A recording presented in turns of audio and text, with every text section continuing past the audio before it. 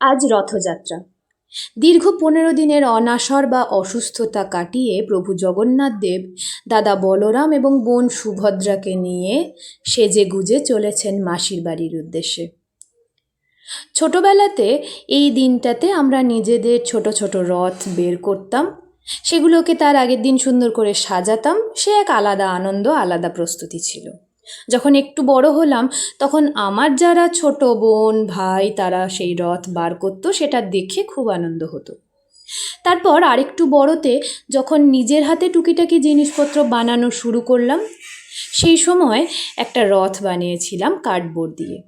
সে রথ আজও আমার বাড়িতে আজকের দিনে প্রভুকে বসিয়ে একটুখানি ঘোরানো হয়। সেই প্রচেষ্টাই এবারেও করলাম।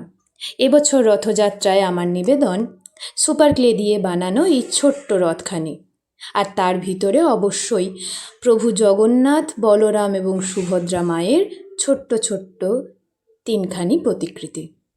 কবির ভাষায়, আমি আপন মনের মাধুরী মিশায়ে করেছি তোমায় রচনা। জয় জগন্নাথ।